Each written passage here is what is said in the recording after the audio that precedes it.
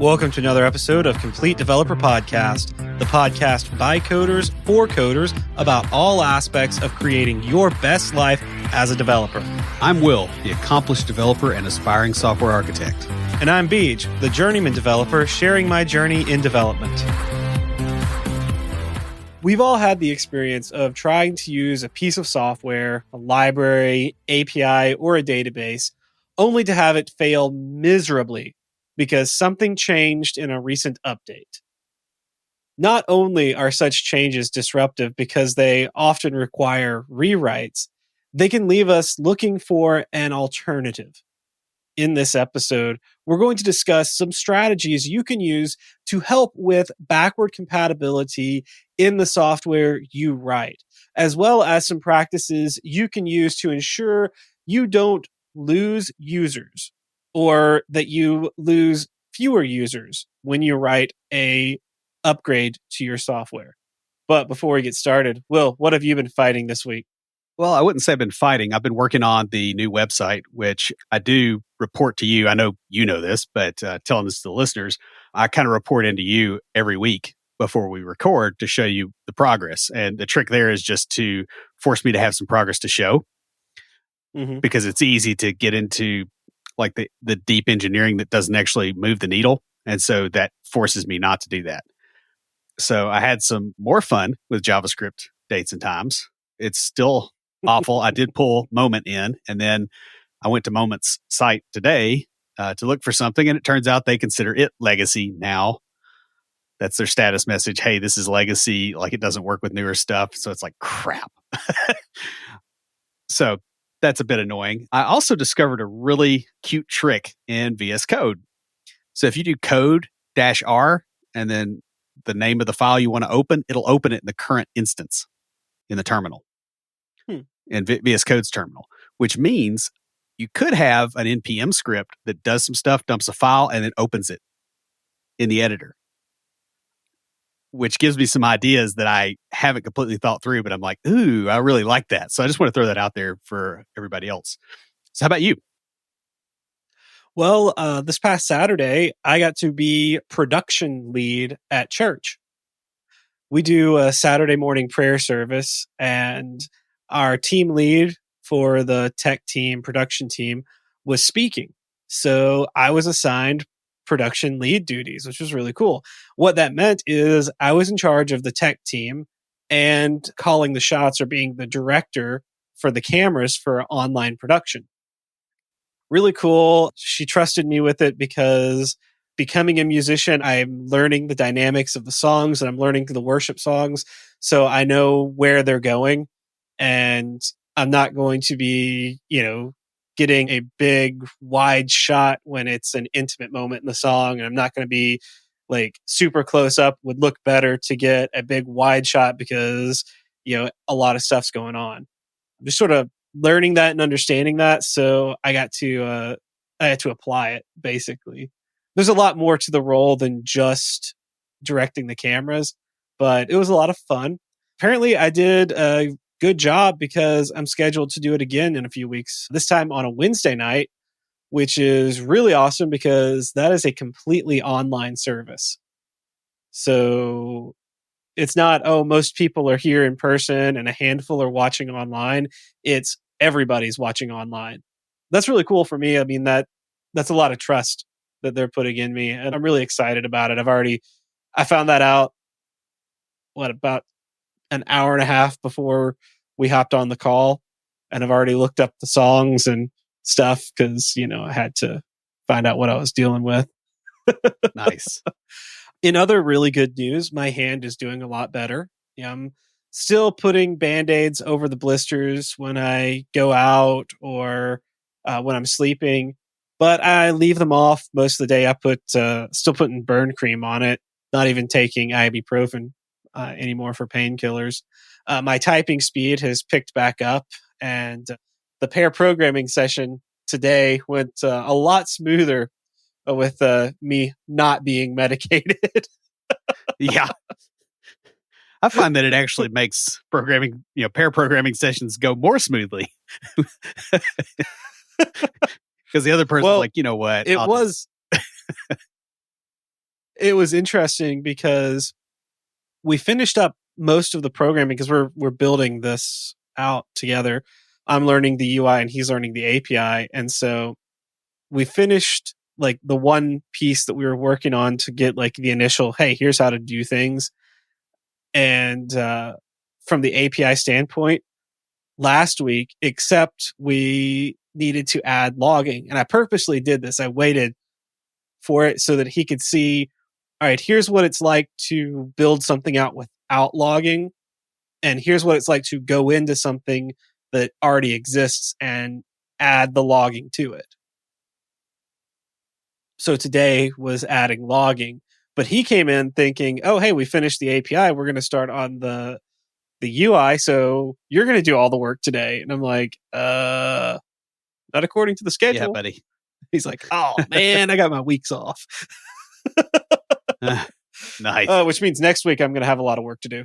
So you'll be healed. That's true. That's true. Other really good news. We have 2 new patrons. Yeah, so we want to give a big shout out and a thank you to Matt Wolf and Oscar S. Both of them signed up, I think, this past Sunday. Is that correct? Yeah, I believe it was Sunday. At least that's when I got the notification. Yeah, of course, I told you it was today, this morning, because I didn't even look at my Outlook. Like, I don't know what happened there. Yeah, guys, so just we want to thank you for helping us to be able to pay for the podcast and to reach our goals with this. Y'all, you can take your financial confidence to the next level.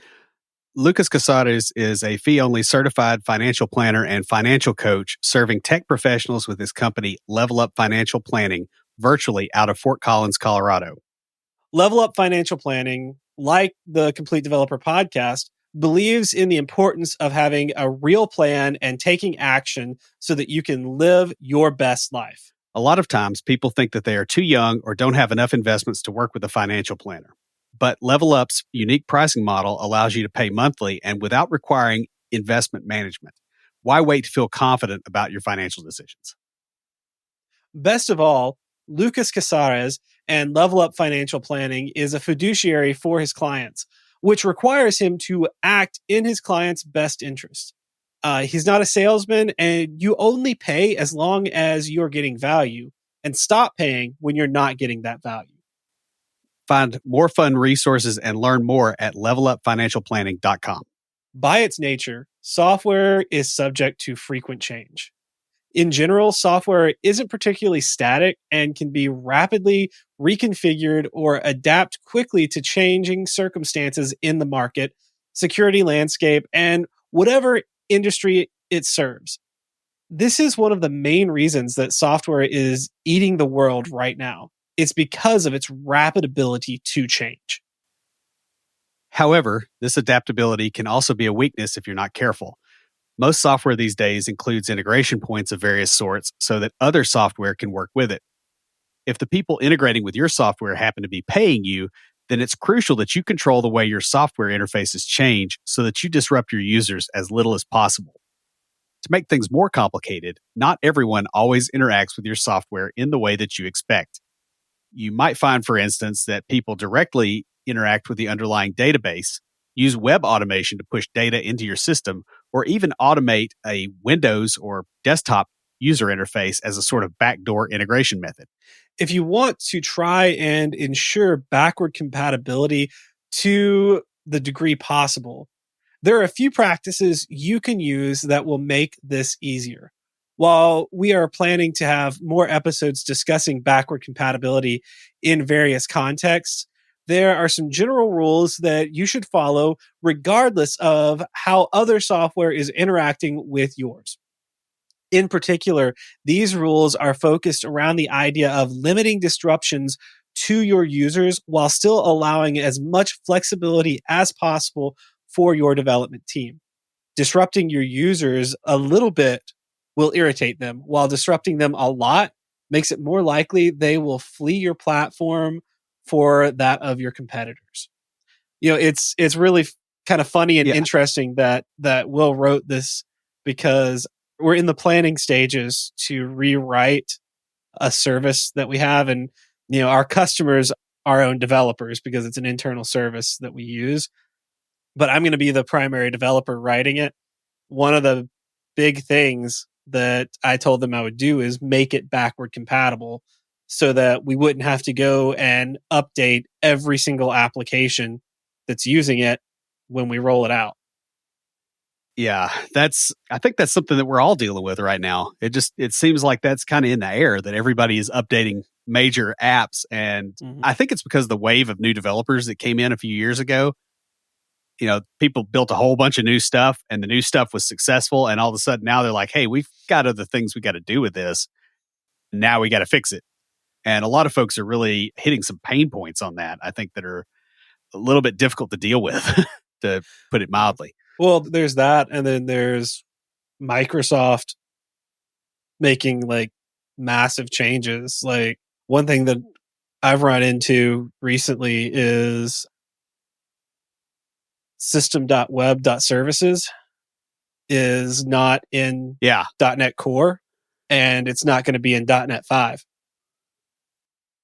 So it's deprecated after 4. Yeah, the one I've run into is... So back to making things backward compatible, which is something Microsoft used to be really good about. And I get they have to, like, when you go into the Apple and Mac world, it's the opposite mentality. You change or you get left behind mentality. Right. It's the pirate code. Yeah. Yeah. And now that, Microsoft is trying to keep up with that. And so instead of backward compatibility, they just left the compatibility part out. And so just backward. The first suggestion that we have here is to use semantic versioning religiously. If you can't communicate version changes in a clear and widely understood manner, then everything else we are about to suggest is going to be impossible. Semantic versioning is a great way to do this. Yeah. With the SymVer or semantic versioning, versions are expressed in 3 segments. You have your major version, your minor version, and then your patch. I've seen like build, that kind of stuff. What's interesting is when I first started in this was like, I didn't know there was another way of doing this. Like, I didn't know people didn't do this because, I was around Will and he forced it on me. Yeah. Because I don't want to deal with the crap that happens when it's not done. Yeah. Like, that's completely intolerable for me. Yeah. But yeah, people do weird things with their versioning. Like, oh, well, it's a patch version increment and they break everything. It's because usually some marketing person is like, oh, well, we don't want to say this is a new version because it's not a major change as far as the UI, but you've broken all kinds of stuff on the back end and people need to be aware of it. And there's disconnect between development versions and just app versions. I think a lot of times that people, they lean the wrong way on a little bit. Yeah. So yeah, it's very painful. So I guess let's get into a little bit about what SymVer does. I mean, we have a podcast episode that really gets into this, but just the overall parts of this. The major version numbers are incremented when you make a breaking change. Or, it may not be a breaking change. It may just be a major change, a massive update. For example, Reaper made some big changes to the user interface. I was actually messaging our friend Jason, who trained me on Reaper. I was like, I got version 6.13 and now I can't find how to do all these things that I used to be able to do with like the click of a button. And he's like, oh, I haven't updated yet, so can't help you. No, he was more helpful than that, but he hadn't updated yet, so he was like, I don't know how to help you there. But yeah, that, I don't think they broke anything with that change, but other than the user experience, I guess that was breaking.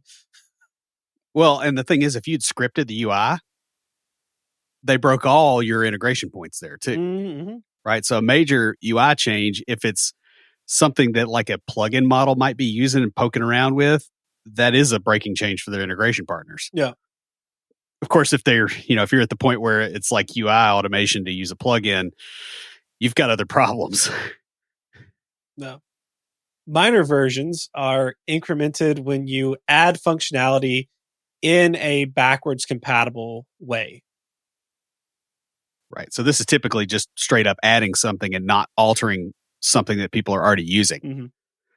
Is the general way that I see this happen, or adding data to the payload that comes back, but not changing what's required coming in is typically the use case for this type of change. No. Now, patch versions are incremented when you add bug fixes in a backwards compatible manner. So it's not, hey, we made a major change to this thing. It's more like, hey, we made it actually work like it's supposed to. And we're incrementing the version so you can tell if they're patched or not. Mm-hmm. Symver is a great way to communicate changes to your users in a way that makes it easy for them to see how much trouble an upgrade will be. And this doesn't mean that you don't need release notes, because, you're going to want to tell them what changed, even if it's a bug fix, because honestly, Will and I have both seen people use bugs, like, expect that as normal functionality in software. And you fix that, and all of a sudden they can't. I've actually used bugs as, Yeah. You remember back in the days when people had AOL Instant Messenger, and we were totally dating ourselves by bringing up this example.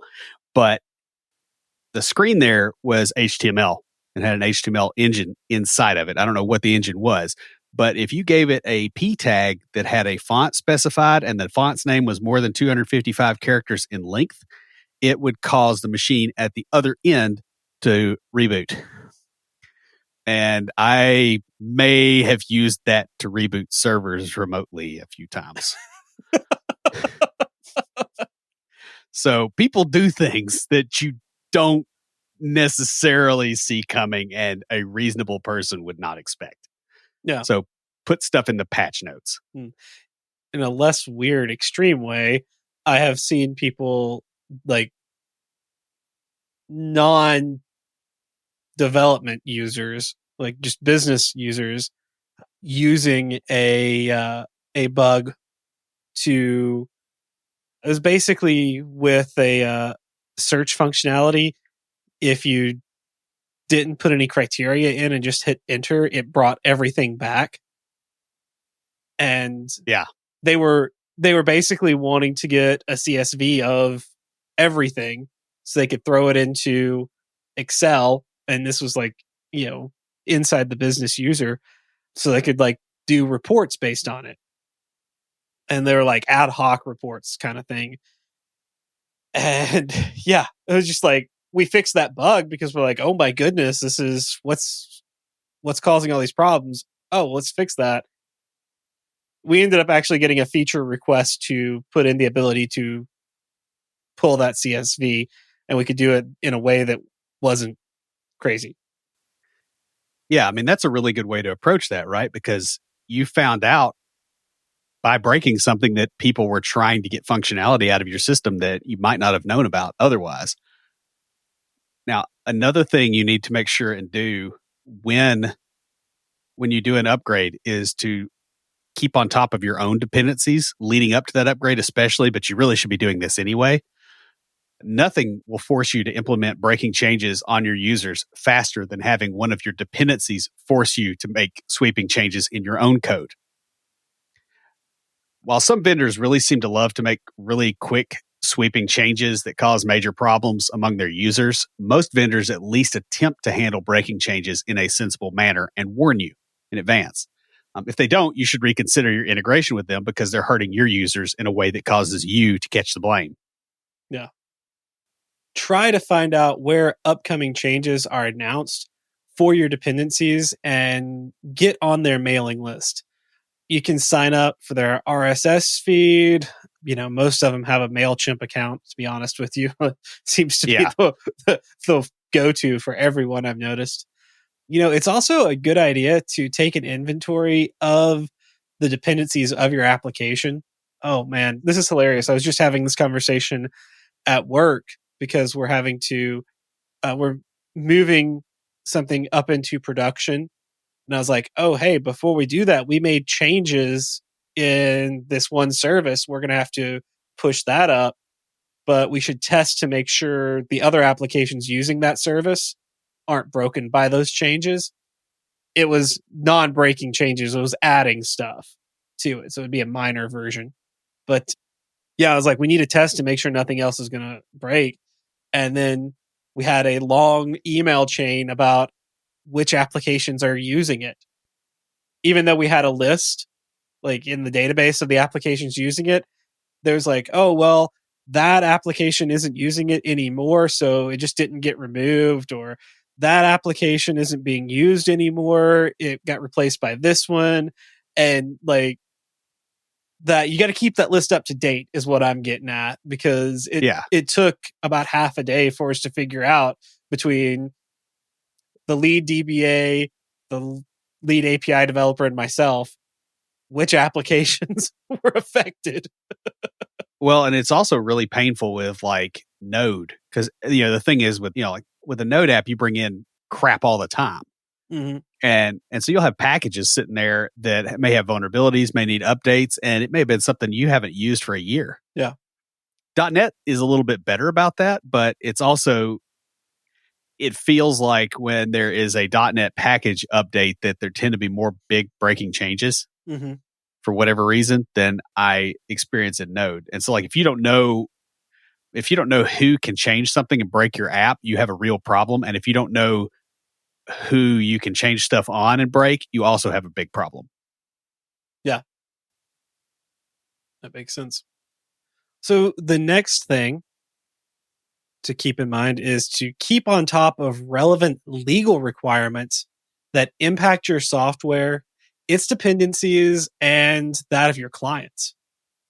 Regulatory changes are usually slow, but they are inevitable. They can force the dependencies of your application to make breaking changes quickly with deadlines that can't be negotiated, especially if it's like legislated deadline. Yeah. And especially if it's privacy stuff or the one that got a whole bunch of people, was it last year or the year before, was GDPR. Yeah. People weren't prepared. The libraries that they were using were not prepared. And so like, if you're relying on some third-party library to handle that stuff for you and they don't get ready until a month before, guess what? You've got a month to fix it. Another thing could also be like if you are working in the public sector or a nonprofit and you get certain funding, right? And you have to make changes quickly based on, all right, you've got this amount of time to get these changes made. It's a drop everything and do it. You also want to keep an eye on the news, especially if your application is particularly subject to certain regulatory bodies, like things with HIPAA, with medical is definitely a big thing. They love to push changes out. Now, thankfully, the medical industry is so slow moving that even if there is a change, HCA has got you covered because they can't shift everything in 6 months or a year for that matter. So you're probably going to be okay. But there's other industries that are a little bit more nimble that are getting heavily regulated. And so you do need to pay attention to that. If you don't have any major regulations on your sector, whatever it happens to be, then you need to be watching for people who want to regulate it because they are coming. Yeah. Now, once a new law is passed, make sure that your legal team, not development, not management, not marketing, tell you what changes have to be made and tell you as soon as possible. I have actually seen, and I've been part of as a consultant come in to help with this, where they were given 3 years to make this change, and the development team wasn't told about it until about 8 months out. Yep. And it's like, oh, hey, we need you to do this in the next 8 months. And they're like, that's going to take years to do. And it turned out that they were given years, Yeah. but they just waited on it because they wanted to focus on other things. And things were built during that time based on the other way. So, yeah, you really want to prioritize getting those changes in place before the deadline so you have plenty of time to deal with the fallout before you start accumulating fines.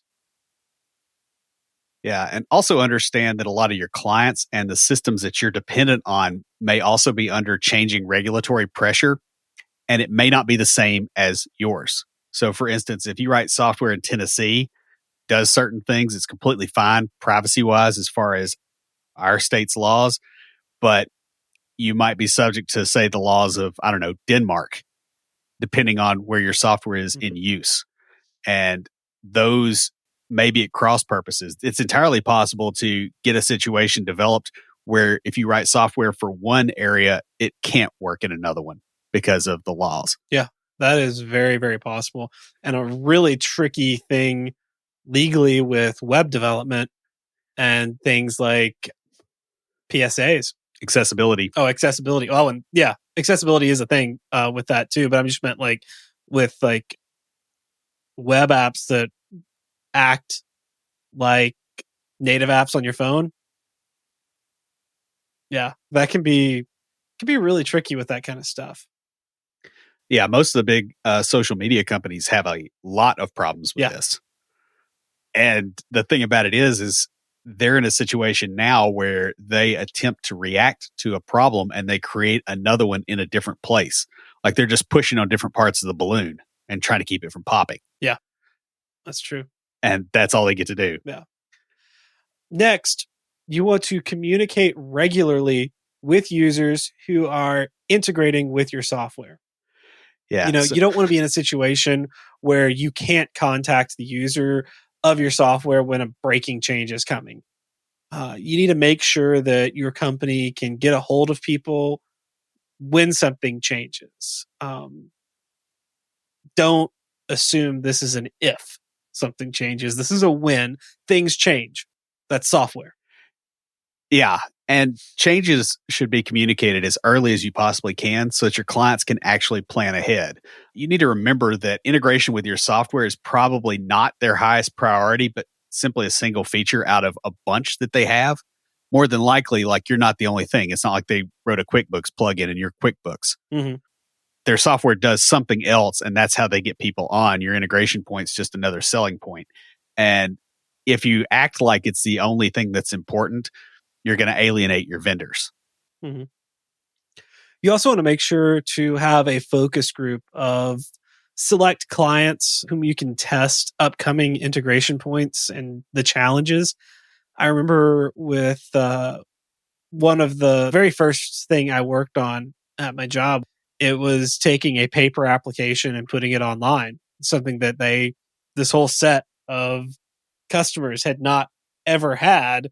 And so they picked their largest one who was the most tech savvy and had a few people from there testing it in our user environment, like UAT. So that was really cool. This is typically considered to be the responsibility of product owners or management. If you don't have it, you really need to push to make this happen. Because as a developer, this can keep you from making changes that drastically break someone else's workflow. Yeah. And you also need a good way to correlate a particular set of contact information with an API key or whatever you're using to authenticate these people. Mm-hmm. So don't give them an API key that you can't tie to something, because when they start doing something weird, you need to be able to get a hold of them.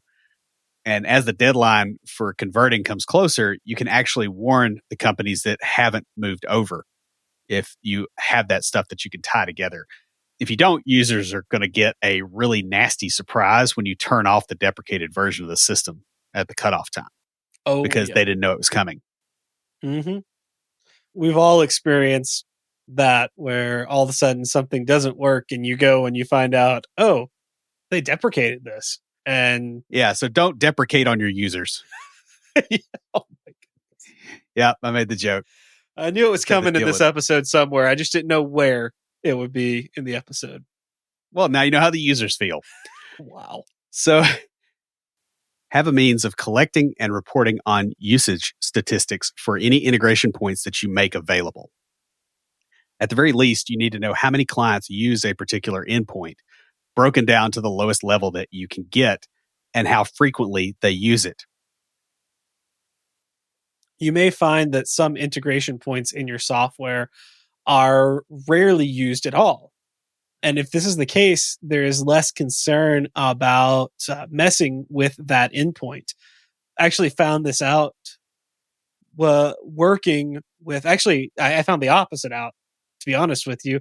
It was an endpoint that I hadn't used on this thing that I'm rewriting. Like none of the line of business software that I had used that consumed it ever talked to this endpoint.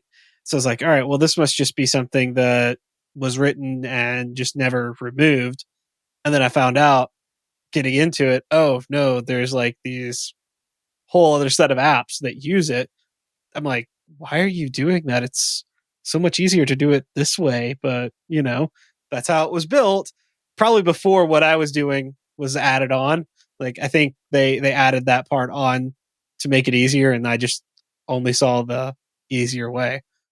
So Well, yeah, and that's why you want those usage statistics, right? Because you might find that one or two clients account for all the usage of an endpoint and nobody else touches it. yeah, And if this is the case, you may need to get more information about why they're actually using it and other people aren't. It could be that you can easily convince them to move to your new implementation if it offers advantages that the old one didn't. Or you may find that, hey, like they just need to be told, don't do that. Like there's a way easier way, because you'll see people do stuff like they'll talk to an API and they'll get all this data back and they'll put it into queues and they'll do all this stuff and they're dumping out a CSV. And you're like, there's a download button, bro. yeah, And it wasn't there 2 years ago when they came up with this, yeah. mousetrap game that they got set up, but Mm-hmm. it's there now. And so you'll see that kind of stuff and you're like, dude, why don't you do it this other way? It won't hurt so much. Yeah. Usage statistics are also very handy when you get close to turning off the old implementation. That's something that with this new thing that I'm going to be building, I am like, oh, about, but I know it's coming so that you can estimate how many problems you're going to create by turning something off. It also helps you to track adoption of your newer integration points. Yeah. And it helps you plan your vacation, right? So, like, if you know that it's going to be a big problem, out of the country. Yep. Going to an Amish bed and breakfast for 2 weeks. Yep. No electronics. There you go. There you go.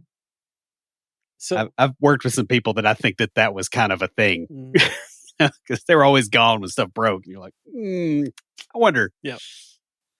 So the next one, you want to push users away from the pit of failure.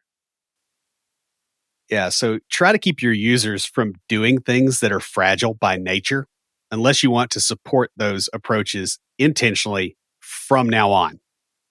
For instance, if you don't want users doing janky integrations directly with your table structure in the database, find another way to make similar functionality available to them and make it discoverable.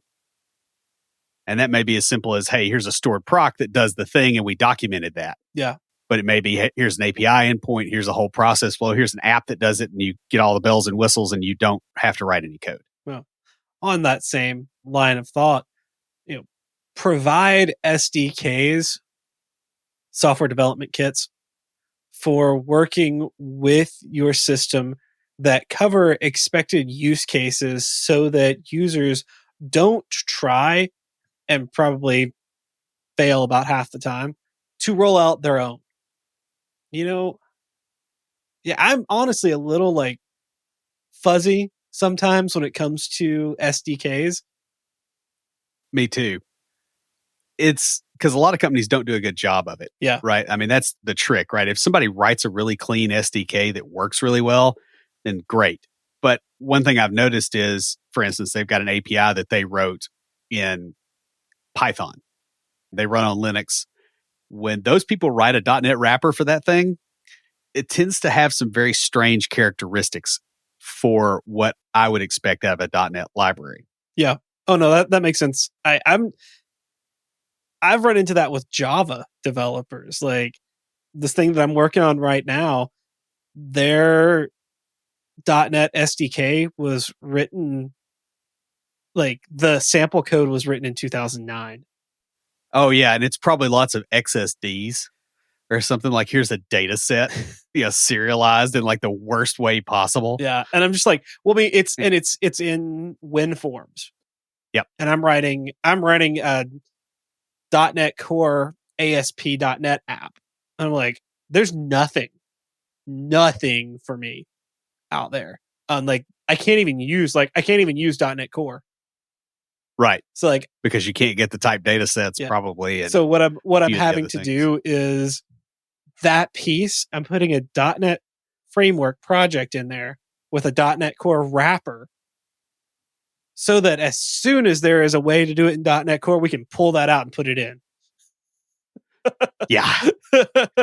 And speaking of pulling stuff out, make sure your libraries are available through standard package managers for the various languages. Don't make people download from your site. Give them an update mechanism. This way you can push updates that actually mark items as deprecated and surface new ones well in advance of the cutoff. This makes it easier for consumers to gradually wean themselves off your old API instead of it being a shock when all this stuff has to get done. Yeah. You want to also provide useful error messages. Oh my goodness, this is so important. And other feedback, and provide errors when there's an error. If it's an HTTP call to your service, don't return a 200 with the error message instead of what's supposed to come back. Like actually return an error. Oh, that's one of my pet peeves. Yeah. I'm just, and the thing is, I've written stuff like that years ago. And, before the whole REST thing was really as well documented and understood as it is now. So I get it. Somebody could possibly still not know that, but yeah, you got to get that stuff right.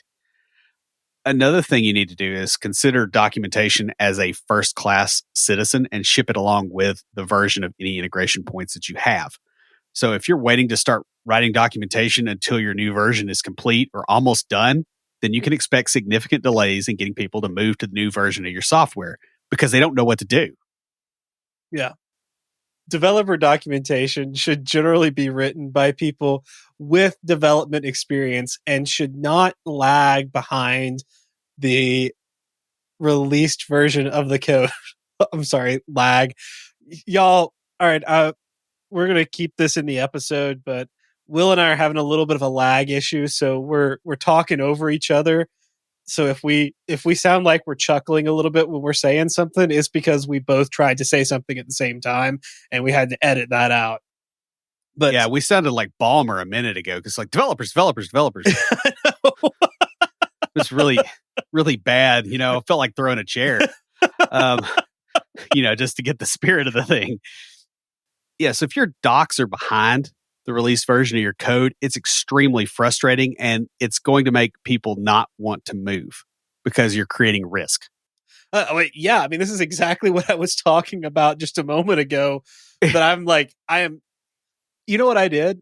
They told me I was going to be assigned another senior developer to work with me on this project. And he's the one who I think I've told you guys about. His attitude, he's been a professional software developer since Will and I were in high school.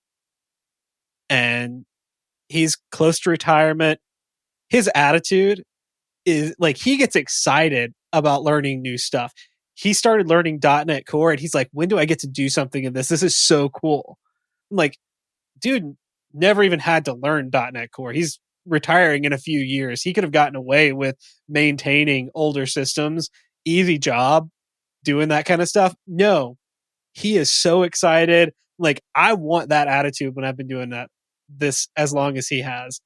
But because all this stuff was written in things like, I think I maybe did one or two things in WinForms when I was apprenticing with you, and that's it. And most of those were that dadgum calculator. Yeah, well, yeah, one of them was, but yeah. worked in that for years. And so I was like, hey, can you take a look at this? I'm struggling to figure it out. I'll read through the documentation. You take a look at this. And actually, later this week, we're calling it a pair programming session, but it's basically a comparing notes session on, hey, here's what I learned. What did you figure out from the sample code? How do we make this work? And because the documentation is so ancient for .NET, if we were Java developers, we'd be fine. Yeah. The thing about your documentation too is it needs to be subject to things like pull request style revisions. I mean, that's what an editor actually is just a pull request for a document.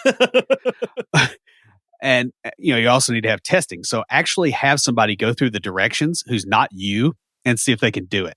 Because they can't, your directions don't work. That's a good idea. You will be shocked at the stuff people do and the assumptions they bring to it that you don't. Yeah. If you've ever written technical docs, I mean, you get a face full of that. Like you just go, wow, I never would have thought anybody would do whatever that thing is. Another thing you'd want is a site where users can test out endpoints to see how they work. This is really effective, and it's almost becoming necessary at this point because they're able to form kind of living documentation around it.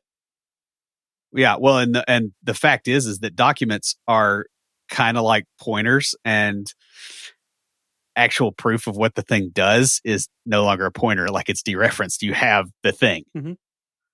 Yeah. So it works way better if you can make that site clean and easy to use, which can be tricky, although stuff like Swagger makes that easier if you're doing stuff on the web. Another thing you need to do is give integrators as much time as possible before you remove the old versions of something. If there's not a regulatory timeline that forces an update in short order, then you should give clients as long as you can do, to get their stuff done before you pull the plug on the old version. Now, bear in mind that integrating with your software is not the only thing that software does. If you break things for them, they're going to consider that implementation point to be kind of risky, and they're not going to want to mess with your stuff as much. They're going to think, okay, let's figure out how to get them out of here. Yeah, I've done that before. I've been on those conversations. Yeah. What's really funny is I was telling you about talking to this other developer and asking him to look at this. When I was explaining to him why I was asking him to look into it, he was like, well, if their .NET stuff is so outdated, are we sure we even want to use them? And I'm like, yeah, that's way beyond our pay grade, bro. Yeah. I'm like, but I'm with you on that because I'm like, yeah, I get where you're going. But yeah, no, that decision is like way above us. Well, it also creates a Dead Sea effect among your users, right? Because your more competent development users probably have a good rapport with their management and can say, hey, this sucks. Let's get rid of it. And they leave. And the ones that don't have that rapport stay. Yeah, that's true. One thing that I have done to do this effectively in other services, and all my stuff is kind of internal microservices at this point. So I'm not like writing to external customers. But what I did was I wrote the new application and I left the old endpoints, like the API endpoints there. And I just had them convert over. So like they converted and called the new endpoint. Yeah. Your old version is an API gateway to your new version. Exactly. Yeah. Yeah. And that way it could just sit there as long as they need it. And until we made some huge breaking change, it worked. And then that gave them years to update. Yeah. Now, it can be difficult to make changes in your system if you're having to drag an old version along like that. But one thing that this is really handy for as a development person, team lead, project manager, developer, QA, whatever you happen to be, is this can actually force your team to more thoroughly decouple parts of your app. So if it's really tightly tied, that's probably what's going to cause the break. And so it may force you to actually separate that front end from the back end a little bit better so that you can support that. And by the way, you're probably going to do the same thing on the newer code too. Always be willing to find those little levers when you're working on something to force best practices in places that people wouldn't put them otherwise. Mhm. So the next one is to allow mixed use of versions where possible. And again, I kind of hinted at this with the way that I do things when I'm building that. As clients start to use the newer parts of your system, make sure that they can seamlessly use both the old and the new parts of the system in parallel. And that'll make their transition more gradual and it will ease it for them. One of the things that when I was proposing my design ideas for this new service, or it's actually rewriting a service that we have, but it's putting a bunch of things together with it.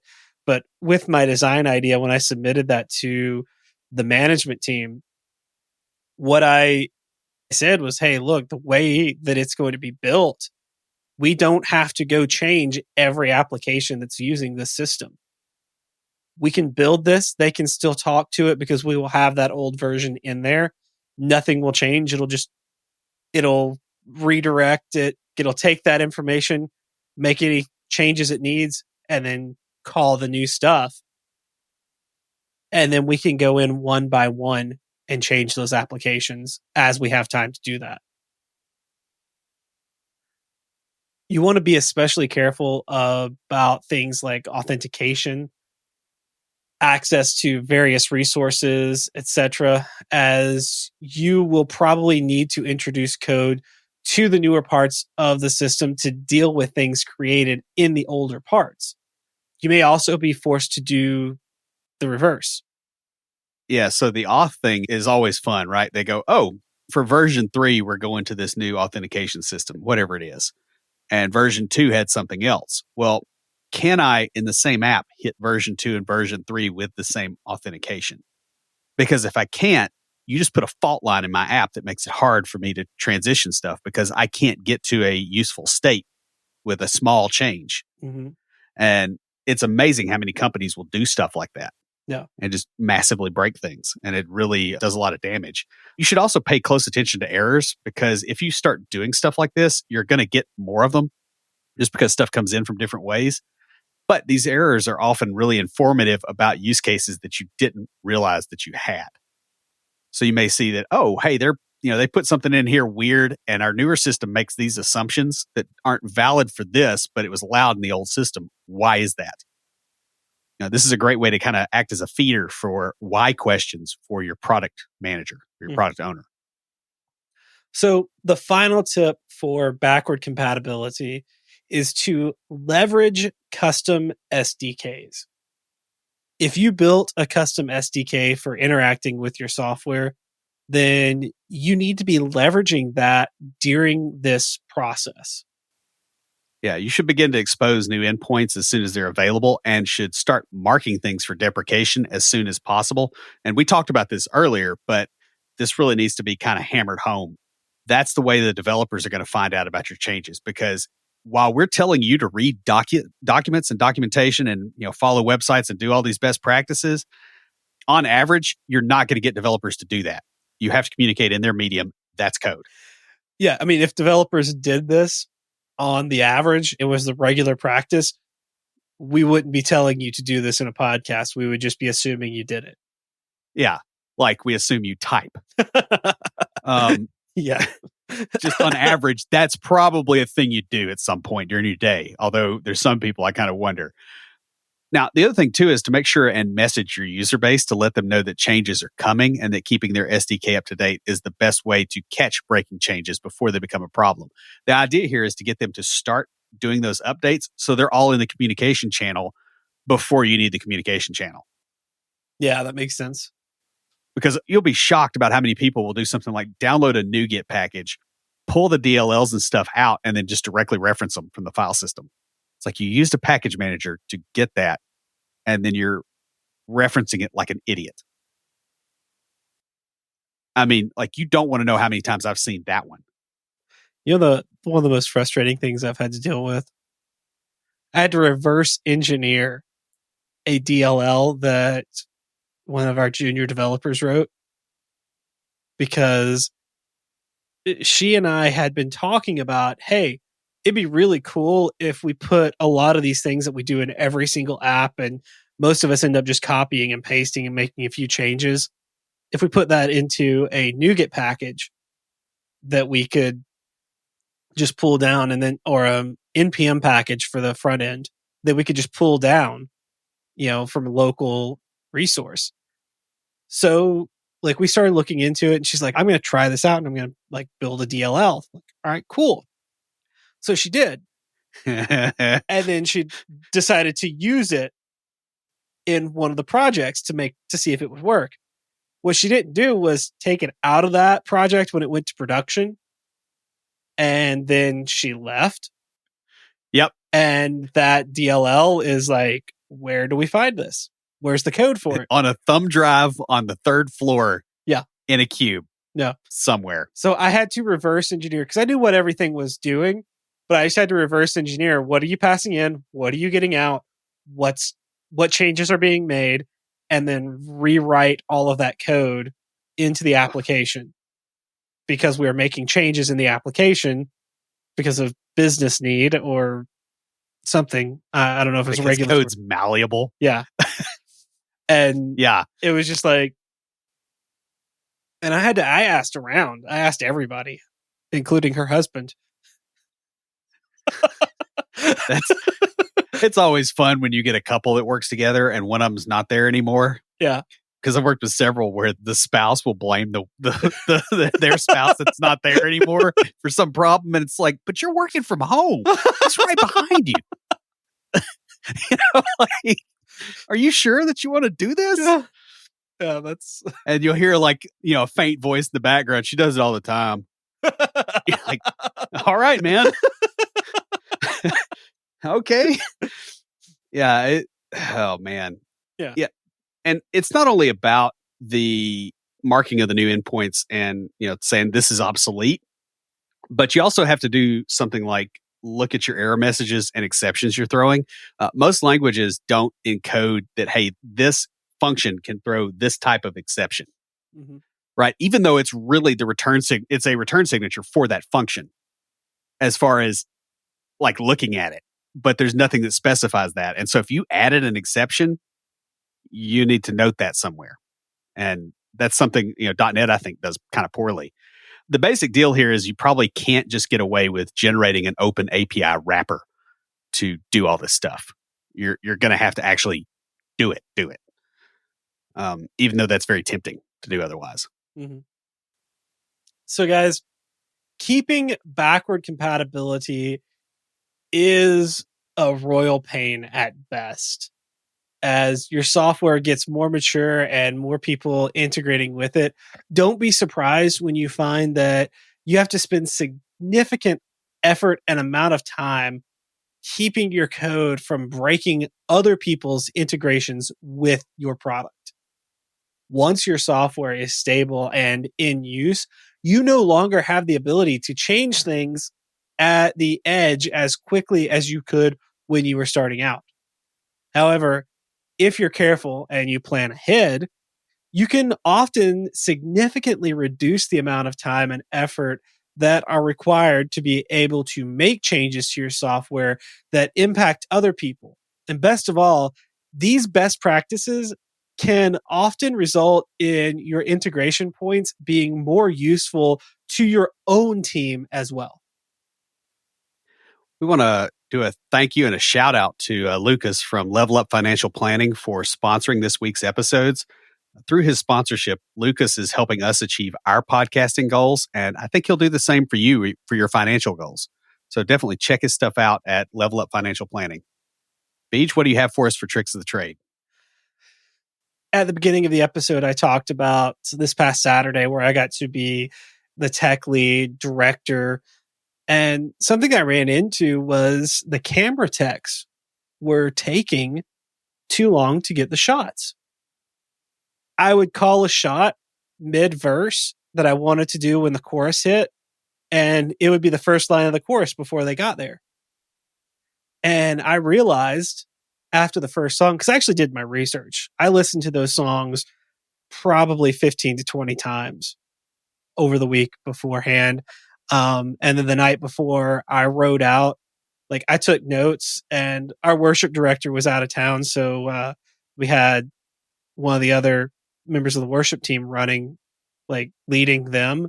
And she and I compared notes after practice. So it's like, all right, well, how many times are you doing this bridge? How many times are you doing this chorus?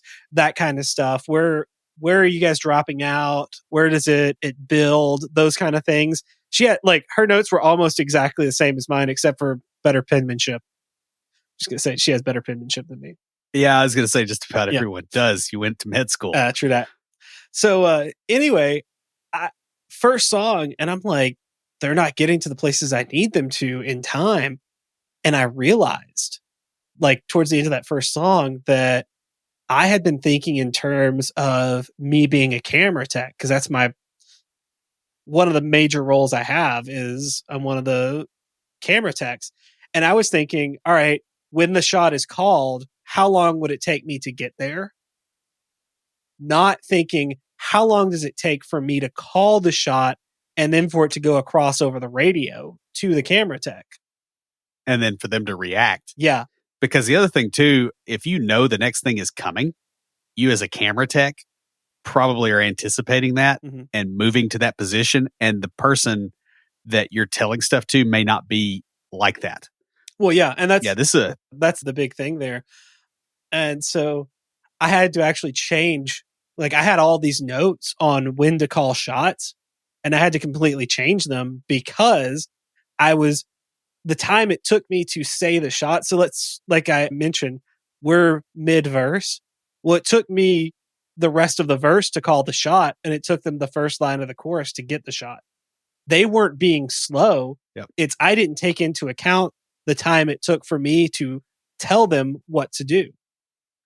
And we're working really quickly here. So we had to be, like, on it. It's like, make the call, do the thing, make the call, do the thing, make the call, do the thing. And they were on it. They were, as soon as I called the shot, they were getting the shot. But it was my call, the time it took for me to make that call. And so I had to make a change there. And the reason I'm telling you guys this is because moving into a leadership role can be daunting. That new role has new and sometimes opposing responsibilities and requirements that you had not been doing before. You know, as a frontline developer, we have the luxury of getting into the weeds or hyper focusing on our one area, like I did when I was a camera tech.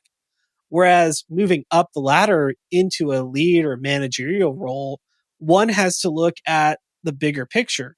Like, when I had to think, all right, I need to think 2 steps ahead, not 1. And it's easy to still think in terms of how to get things done at that worker level when you're in management. It takes learning a new skill. But in order to lead those developers, you need to make that skill backward compatible, because you have to be able to step back into the mindset of the developer to help them. There is a couple of times where I would call a shot and a camera tech would look at me, and, you know, they're not supposed to talk on their cameras because people can hear them out towards the crowd. So they'd look at me like, I don't understand what you're calling. And I had to get in the mindset of the camera tech to understand, all right, what do I need to say to them so they know what I want from them? You need to be able to get into the mindset of your workers to work with them. Then you have to leave that to think about things at the organizational level. Like, I had to step into the camera 2 role to tell the tech there the shot to get, but then I had to step out of that to call the shot for the next camera once that shot was there, and move back and forth. And this is quite challenging, especially when you're new to the role. The reason I say all this is sometimes as developers, we can be really harsh on management, especially newer people or people who are just stepping into the role. And I just want to say, guys, try and be lenient with your managers and your lead developers when they may not be thinking in the same vein as you, because they have to think at a different level and about different things. And they don't have that luxury of hyper focusing on this one thing. They have to think about the broad stuff. and they have to try and make that backward compatible to be able to communicate with you. And that's pretty much all I've got. Stand by for Titanfall. If you have a question or comment, please email us at neckbeards@completedeveloperpodcast.com. Our theme music is an excerpt from Stand By for Titanfall by Pure Bells, available on SoundCloud and licensed through Creative Commons. The intro music for IoTs is Hillbilly Hip Hop by Jason Belcher. For references, show notes, and to sign up for weekly emails with extra tips and insights, be sure to check out the website at completedeveloperpodcast.com. You can also follow us on Twitter at CompleteDevPod and like our page on Facebook to keep up with news about the show. Catch us each week as we broadcast live, talking about what's going on in the tech world and answering listener questions. Learn more about all of our shows and groups by going to CompleteDeveloperNetwork.com, where you'll find links to Junior Developer Toolbox, Developer Launchpad, and our other communities. Thanks for listening. See you next time.